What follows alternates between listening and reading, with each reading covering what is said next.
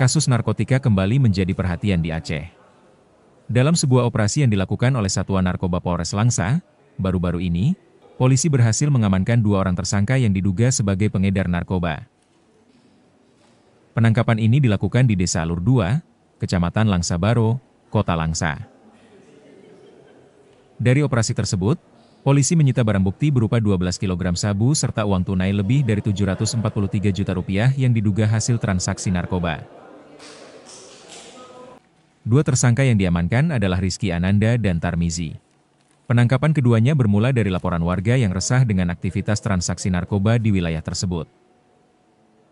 Polisi kemudian melakukan penyelidikan dan berhasil menangkap kedua tersangka saat sedang bertransaksi di Desa Alur 2. Dari tangan mereka, polisi menyita 564 gram sabu.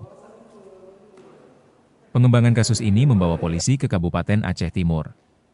Setelah dilakukan penyelidikan lebih lanjut, polisi berhasil menemukan 12 kg sabu yang disembunyikan dalam sebuah karung di hutan Desa Tanoh Anoe, Kecamatan Idirayek, Kabupaten Aceh Timur. Kapolres Langsa, AKBP Andi Rahmansyah, mengungkapkan bahwa selain menyita narkoba, pihaknya juga tengah menyelidiki aliran dana dari bisnis ilegal ini. Salah satu pihak yang diduga terlibat adalah seorang perempuan berinisial T, yang diketahui merupakan istri salah satu tersangka. Dalam pemeriksaan, T mengakui bahwa ia menyimpan dan menggunakan uang hasil kejahatan tersebut untuk kebutuhan sehari-hari, membeli emas, serta mentransfer sejumlah uang ke pihak lain. Untuk kepentingan penyelidikan lebih lanjut, polisi menyita uang yang tersimpan di rekening tersangka dengan jumlah lebih dari Rp743 juta. Diduga bahwa ada upah atau uang hasil dari kejahatan narkoba ini. Kemudian akhirnya kita ambil kesimpulan untuk menyita rekening tersebut dan kita mengambil uang tersebut dalam bentuk tunai supaya tidak bisa diganggu lagi. Inilah hasil uangnya. Sebenarnya yang baru kita sita itu 743 juta.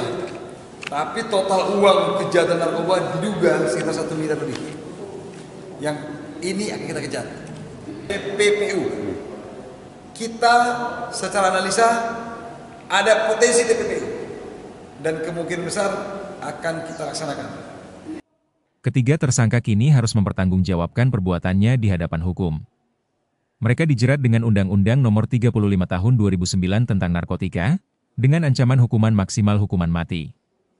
Dari Langsa, Tim Liputan Aceh Video.